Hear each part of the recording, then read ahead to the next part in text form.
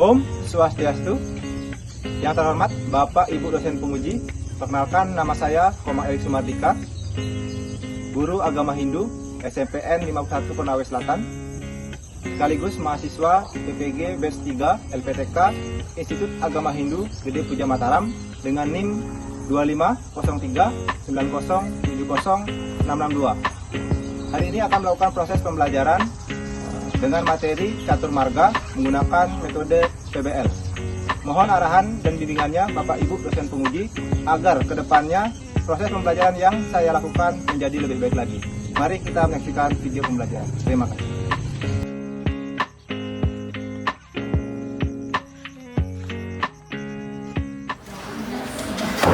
Om Swastiastu. Bagaimana kabarnya anak?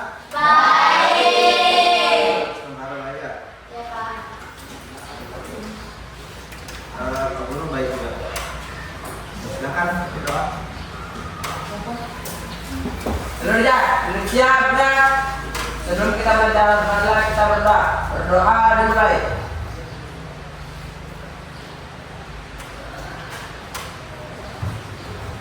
Berdoa selesai. Tadi belajar apa?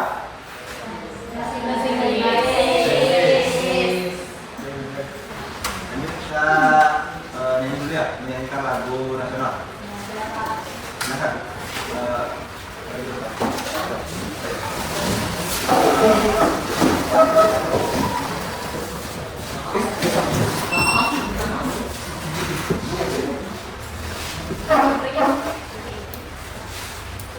Hiduplah Indonesia Raya. Indonesia tanah airku, tanah tumpah darahku. Di sanalah aku berdiri, jadi pandu ibuku. Indonesia kebangsaanku, bangsa dan tanah airku. Marilah kita berseru, Indonesia bersatu.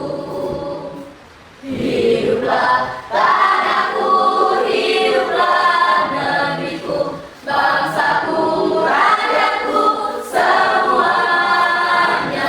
Bangunlah jiwanya, bangunlah badannya untuk Indonesia Raya. Indonesia Raya, merdeka, merdeka, tanahku, negeriku yang ku cinta. Indonesia Raya, merdeka, merdeka, hiduplah Indonesia Raya.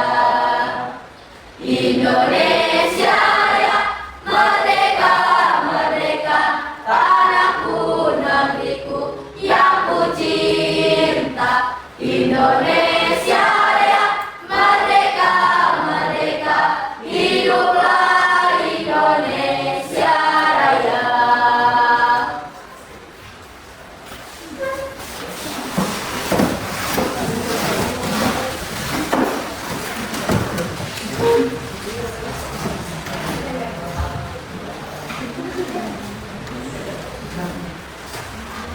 Tidak bagus belakang? Oke Pak. Adek. Itu Elvi, tidak Elvi.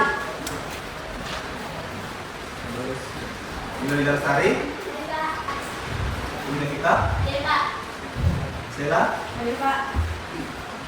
Ada semua ya? Ya Pak. Luar biasa. Baik, kita masuk ke materi pembelajaran hari ini tentang catur marga. Ini kemarin aku sampaikan sudah bagi kelompok ya? Ya. Berapa kelompok ini? 3. Ya. Catur marga. Sudah pernah dengar tentang catur marga? Belum.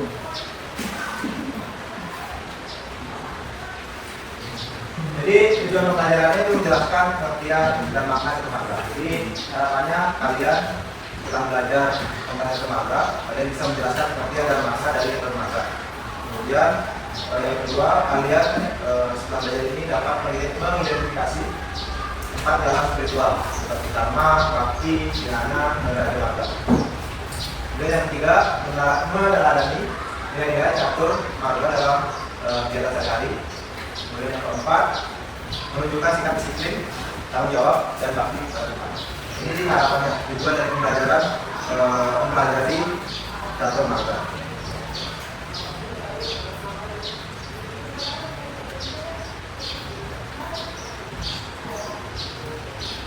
Catur marga adalah 4 jalan, ya.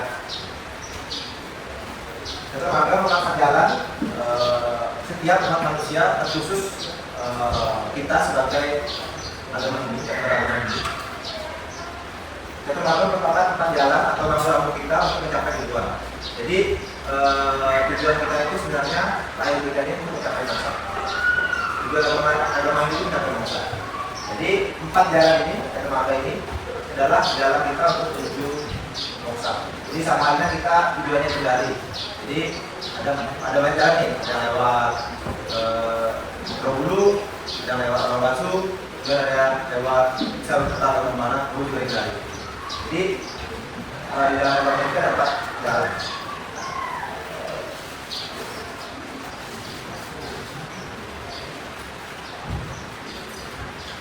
Yang pertama karma marga. Pernah dengar karma marga? Belum pernah. Jadi karma marga itu menekankan pada perilaku atau kerja. Jadi karma marga ini dilakukan oleh seorang yang melakukan kerja saja tanpa pamrih, tanpa meminta imbalan. Itu bisa mencapai moksa meskipun kalian tidak pernah, misalkan tidak pernah sembahyang,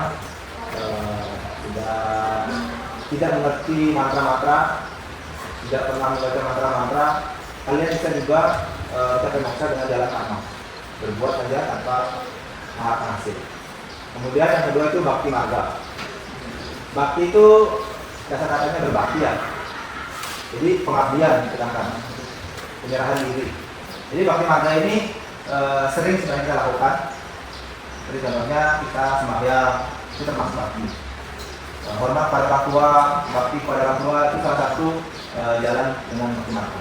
Itu bisa karena misalnya kalian di rumah taat pada orang tua, menjalankan perintah dengan sarannya, itu bisa mencapai moksa. Kemudian yang ketiga itu jenana marga. Jenana itu pengetahuan. Jadi dengan jalan ilmu pengetahuan kalian juga bisa mencapai moksa. Jadi kalian belajar sampai sekarang ini adalah salah satu jalan kalian untuk mencapai moksa. Jenana marga. Kemudian setelah kalian punya ilmu pengetahuan, kalian bisa juga membagikan ilmu pengetahuan. Ini juga kalian bisa mencapai moksa. Seperti para guru sini salah satunya semacam. Kemudian yang lain itu Raja Marga. Nah, Raja Marga ini adalah dengan jalan meditasi, berpuasa, itu bisa, itu dilakukan oleh Maharshi. Itu agak berat, tapi kita juga sebenarnya sudah diperkenalkan dalam hari-hari Nyepi. Kita juga melakukan salah satu bagian dari Raja Marga. Kalian kalau Nyepi puasa? Berapa jam? 24 jam atau 12 jam? 24 jam.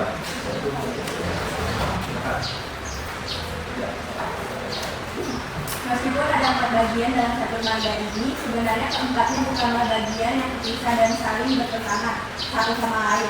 Keempat bagian dalam catur marga saling terkait dan saling melengkapi, sehingga dapat membentuk suatu tahapan berjenjang mulai dari tingkat pemahaman yang paling dasar hingga yang paling tinggi. Ya, jadi seperti kalau katakan ya berjenjang bertahap, mulai dari karma, kemudian bakti, kemudian dhyana dan raja marga. Sampai di sini kalian paham? Terus sebelum kita diskusi kelompok untuk lebih mendalami pemahaman tentang marga. Program motornya bisa ke depan. Satu-satu ya. Ambil ini gambar kerja kelompoknya.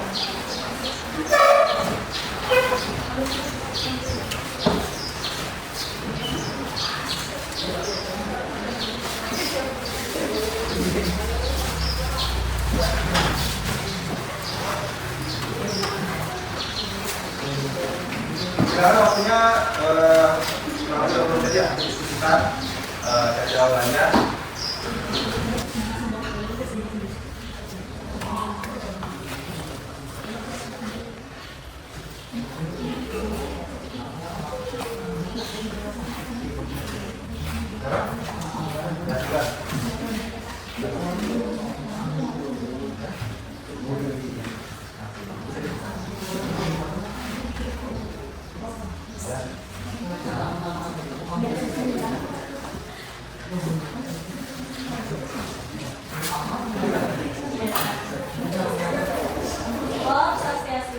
Om Swastiastu. Perkenalkan, kami dari kelompok 1 ingin mempresentasikan hasil kerja kami yang beranggota 5 orang, yaitu Rama, Silva, Sela, Aldo, dan Neratna. Yang baca namanya apa? Neratna. Nama juga. Perbedaan kapal Catur Marga. Bakti Marga, jalan cinta dan kasih. Perbedaan, fokus pada cinta kasih yang mendalam dan pengabdian tanpa pamrih pada Tuhan yang bersifat abdi, bukan pada tindakan atau pengetahuan. Karma Marga, jalan perbuatan. Perbedaan, fokus dalam tindakan yang dilakukan tanpa egoisme dan tanpa mengharapkan imbalan apapun.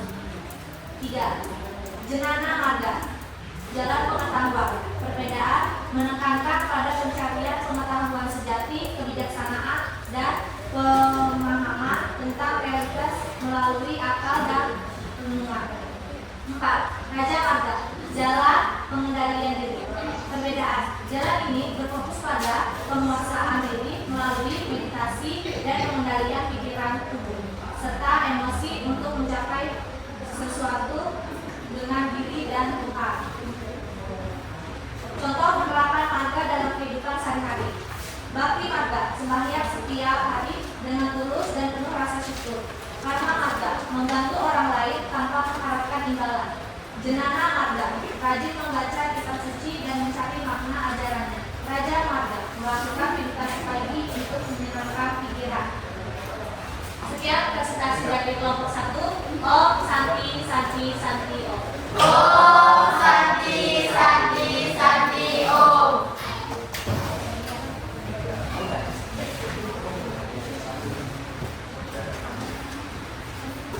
Boleh tepuk tangan dulu.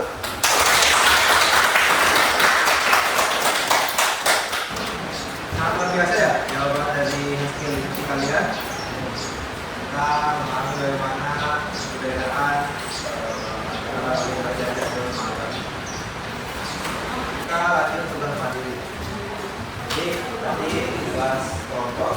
Nanti kalian ini ada soal, ada kesimpulan.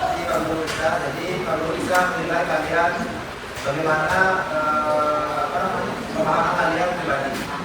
Karena tadi kan kelompok baru ya.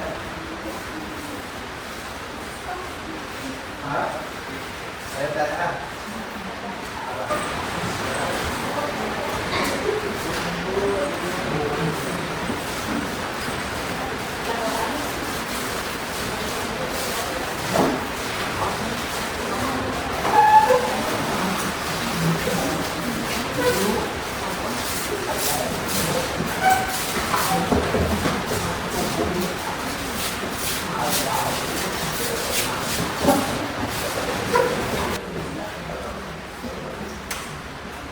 Jadi tujuannya belajar agama itu bukan semata-mata kalian tahu apa itu catur marga, apa itu bakti marga, jalan marga, terus sedang marga, sengaja marga, tetapi lebih ditekankan kalian ada sedikit perubahan dalam kehidupan.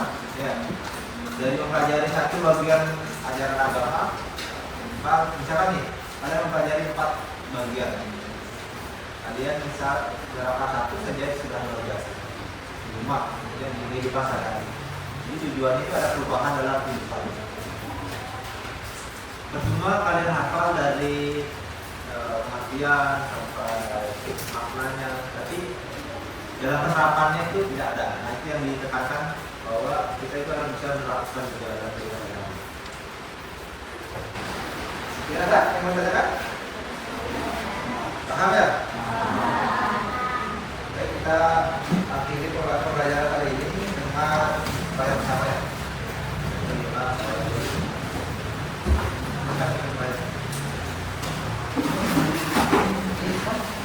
Akan sana ya? Orang mesti karena ada puji sambil kawin.